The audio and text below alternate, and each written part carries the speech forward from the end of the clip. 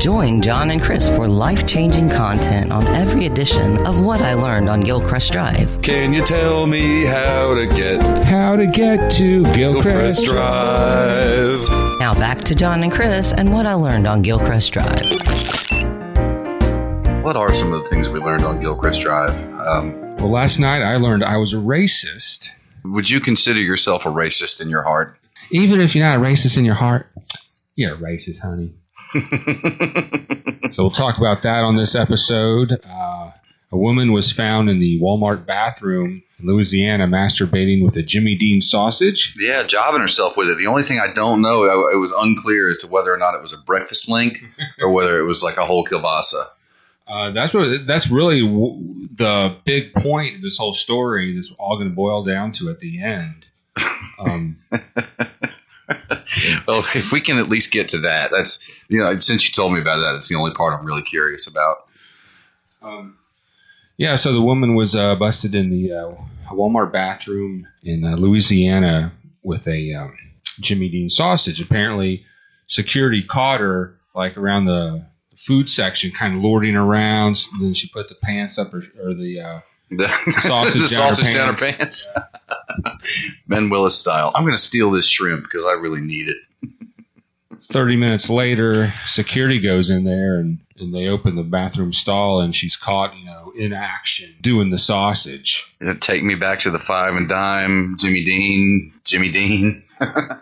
Cops show up and they manhandle her. She's still going at it, and they arrest her on 3 charges. This woman sounds pretty desperate. Maybe we can get Adrian to fuck her. They did do some assault with pork. Salt pork.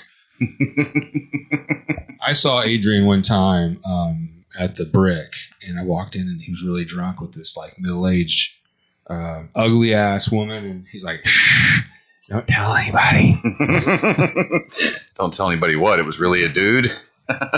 So I think he might help out Sausage Lady. What do you think the likelihood is of... I know he would go to town on it. It's okay. Jesus won't judge me for this. The part I just don't understand is if you got it, flaunt it. I mean, if the ugly women are attracted to you, do it. And, on the way home, it probably wouldn't hurt to stop by the Winn-Dixie and pick up some Johnsonville brats. Double penetration. Yep. I'd like to do a DP with you. I want to put a brat in your butt. Like bang your cut, another brat in your mouth. Maybe some breakfast links up your ears and your nose or something. I had a threesome with Jimmy Dean and some hoe bag I found on the corner. That's Adrian. That's all Adrian. What makes me think this story is a hoax, possibly, is I didn't know they made Jimmy Dean sausages in that size. I've never seen, as you mentioned, a Jimmy Dean size bratwurst. Well, that was the question. Was it one of the little smoky links, or the kind of little cocktail weenies, or what was it? Does a kielbasa size Jimmy Dean even exist? I thought he was exclusively breakfast sausages. No, that leads me to another issue, because I know they have the big rolls.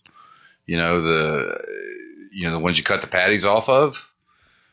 Ooh. Right? Yeah. Makes you smearing that on her. It's very possible. Yeah, get a little bit of sausage grease going on. Mush it all around. As far as I know, too, those come frozen, and I can't think that would be enjoyable at all.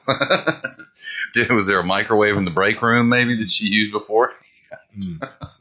I mean, if you try to put a Jimmy Dean breakfast sausage is one of the options you mentioned. If you try to masturbate with that, it would probably disintegrate upon entry. I don't know if you could penetrate. I'm not sure. I don't know how it could be, enough to really do work, unless it was just a kind of a French tickler sort of thing, and maybe she had the Eckrich Farms in there behind it. No, that could have been the case too. Hey y'all, look at my lady parts. They're nice.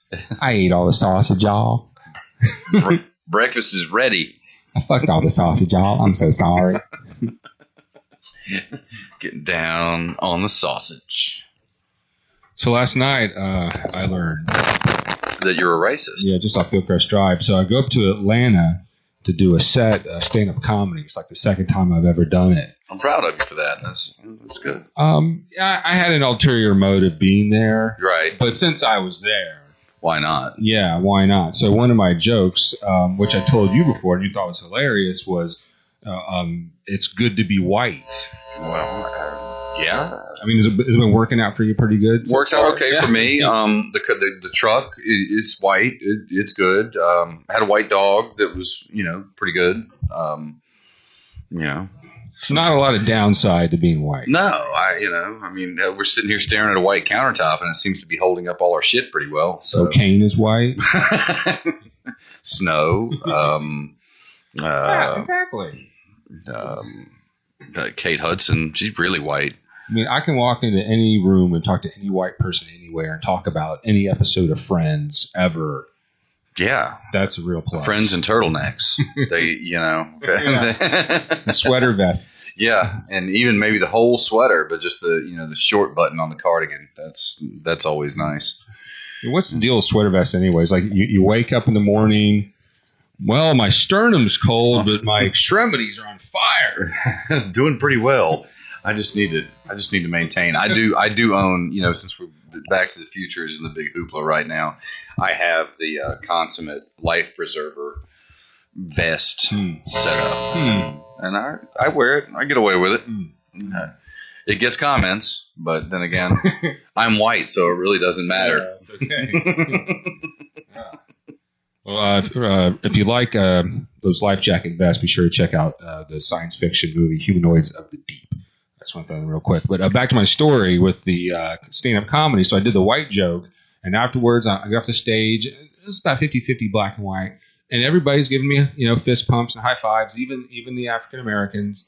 Then I sat down. This one black girl comes up to me. She says, "What was the last thing you said?" I said, "I got a banana dick." She's like, "What?" I go, "My dick is shaped like a banana." She said, No. I thought I heard you say that it's good to be white. I said, "Yes, I am." And she proceeded to tell me that I'm a racist. Even if I didn't know it, deep down in my heart, I'm a racist. And while she's doing this, she's smiling at me and like rubbing me and touching me. "Honey, you might not know, but you're a racist deep down in your heart, and I'm going to forgive you." She was really expecting me to get defensive and angry, but I just, I was very apologetic and nice to her about it. But so she left, and then the next comedian, this black guy, gets up on stage, and he's doing his routine, and I don't remember the joke, but he said choke an N-word. The black folks apparently are allowed to say that. It's all right with them. Well, this one bald-headed white guy in the audience, he says it right back to him, says, "I'd choke an N-word." And the whole crowd's like, "Ooh." And I was already scared because that black girl, she was with some big black brothers. So I was already scared, like, I got to leave here. Then that happened. I'm like, some white fool is going to get their ass beat.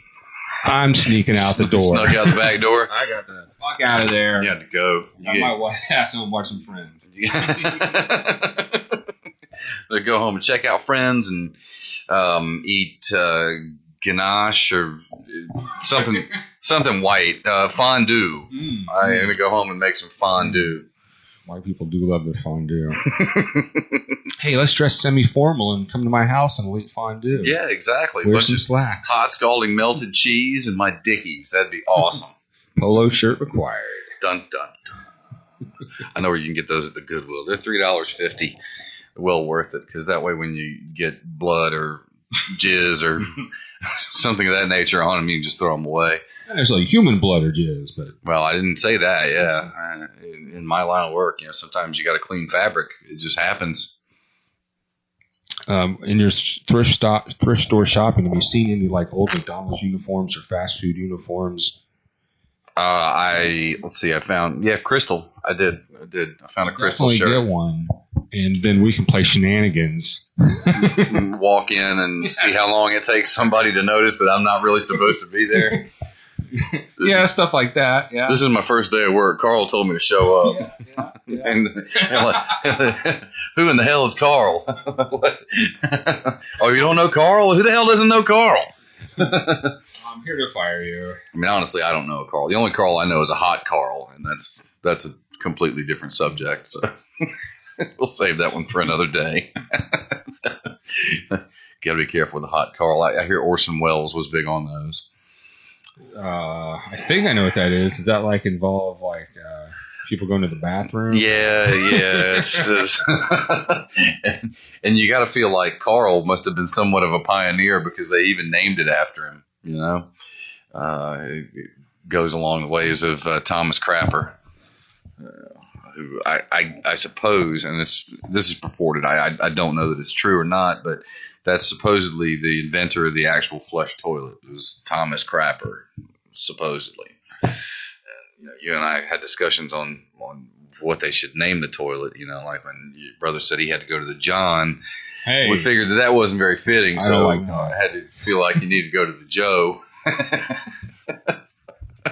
To be far more suitable. But, you know, I don't know how it ended up becoming. Everything, you realize that there's a lot of derogatory around the John, you know, like, you know, men who pick up prostitutes, they're Johns. You know, obviously the John. but dead people are Joes. So John. Works out. That's true. That is true. Unknown people, you know, you're John Doe. Chris motherfucking Davies. Yes, sir. That's right. The blonde bastard in Wayne Grove. What I learned on Gilchrist Drive. I learned that,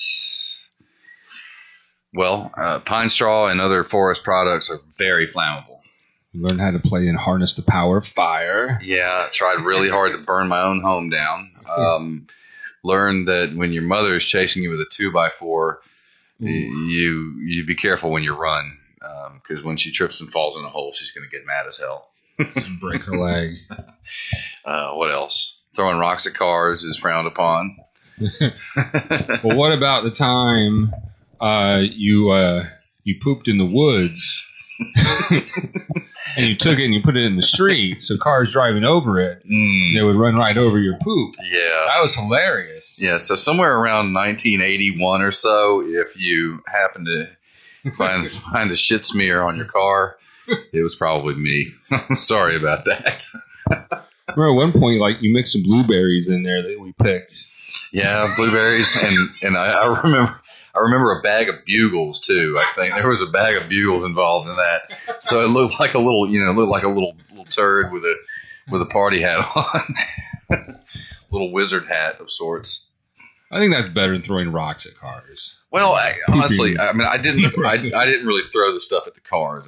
That one morning I was out and I tried to clear the power line.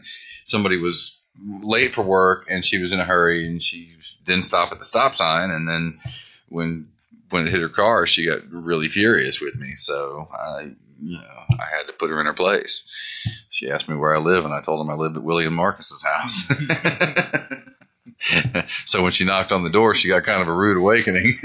So it was sort of a reverse different strokes. You have a white son by any chance? It's like, how did the toe-headed kid end up over here?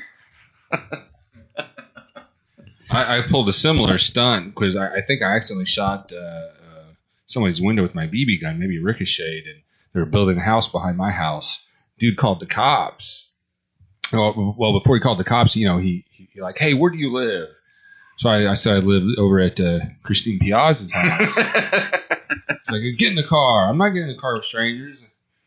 He drove off. Then they called the police, and nothing ever came of it. But yeah. Lying to people that I've damaged property to about my address. Yeah. I've been there. I've done that. Yeah. Well, I mean, that's one. Who hasn't? One thing we definitely learned. What else did we learn?